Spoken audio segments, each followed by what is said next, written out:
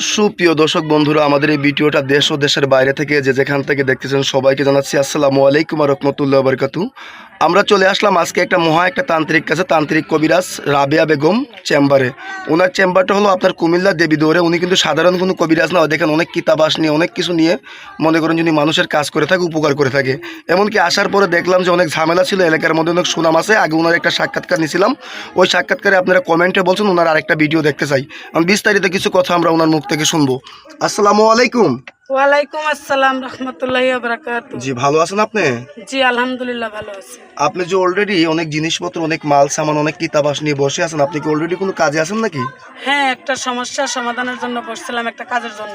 এই কাজটা কি আমরা সরাসরি দেখতে পারবো? হ্যাঁ, অবশ্যই দেখতে পারবেন। তাহলে আপনি একটু কাজটা শুরু করেন, আমরা একটু কাজটা সরাসরি দেখি সুপ্রিয় দর্শক বন্ধুদের সাথে। মেরিবন শাখাতে করে চৌশিরা বন্ধ করে হুকুম আল্লাহ মেরিবন মেরিবন মেরিবন মেরিবন মেরিবন কামরুক কামাক্কা মেরিবন মেরিবন মেরিবন মেরিবন মেরিবন শাখাতে করে চৌশিরা বন্ধ করে হুকুম আল্লাহ মেরিবন মেরিবন মেরিবন মেরিবন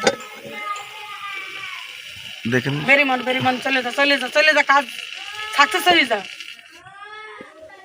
দেখেন অটোমেটিক কিন্তু আগুন ধরে গেল, উনি একটা চাল নামালো। থু।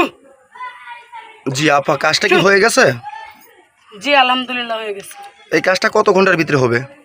এই কাজটা ম্যাক্সিমাম মনে করেন 6 ঘন্টা থেকে 9 ঘন্টার ভিতরে। 6 থেকে 9 ঘন্টার ভিতরে কাজ হবে। আপনি কি কি ধরনের কাজ করেন? বিভিন্ন ধরনের কাজ করি, মনে করেন যে স্বামী স্ত্রীর অমিল, জায়গা জমি নিয়ে ঝামেলা, খেলা লটারি খেলা, এরপরে ভালোবাসায় ব্যর্থ। জি, এইসব ধরনের যে কাজ করে থাকেন আপনি, মানব জাতির বুঝতে পারছি। জীবনে যত ধরনের সমস্যা আছে আপনার শিক্ষাটা কোথায়?